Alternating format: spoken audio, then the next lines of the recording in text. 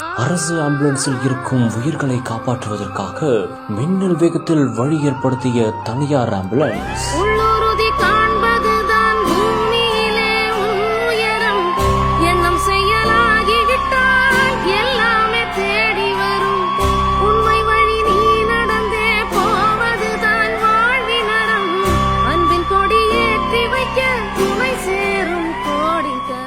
உயிருக்கு போராடிய 6 அப்பாவி மனிதர்கள் 102 கிலோமீட்டர் தொலைவில் இருந்த மருத்துவமனை.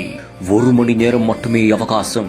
யோசிக்காமல் தன் உயிரை ரிஸ்க் எடுத்த ஆம்புலன்ஸ் ஓட்டுநர்.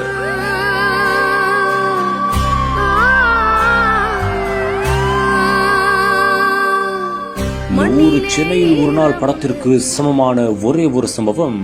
என்ன நடந்தது விரிவாக காணலாம். தென்காசி மாவட்டம் குற்றாலத்திற்கு புதுக்கோட்டை அறந்தாங்கியில் இருந்து 6 பேர் காரில் பயணம் செய்துள்ளனர். அப்போது அந்த கார் சென்று கொண்டிருக்கும் போது மிக பெரும் கோர விபத்தில் சிக்கியுள்ளது. இதனால் 6 மனிதர்களும் படுகாயமடைந்ததாகவும் கூறப்படுகிறது. இதனையடுத்து அவர்கள் 6 பேரும் சிவகிரி அரசு மருத்துவமனையில் முதலுதவிக்கு பின்னர் விருதுநகர் மாவட்டம் ராஜபாளையம் தனியார் மருத்துவமனைக்கு அழைத்து செல்லப்பட்டனர். அப்போது 1 மணி நேரத்திற்குள் 102 கிலோமீட்டரை கடந்தாக வேண்டும் என்ற ஒரு சூழல் ஏற்பட்டுள்ளது. அப்போது 6 பேருமே 4 ஆம்புலன்ஸ்கள் மூலமாக மதுரை தனியார் மருத்துவமனைக்கு மின்னல் வேகத்தில் சென்றனர். அவர்கள் உயிரை எப்படியாவது காப்பாற்ற வேண்டும் என்று பத்திரமாகவும் அவர்கள் அங்கு சேர்ந்ததாகவும் கூறப்படுகிறது. இதற்காக தங்கள் உயிரையே ஆம்புலன்ஸ் ஓட்டுநர்கள் ரிஸ்க் எடுத்துள்ளனர்.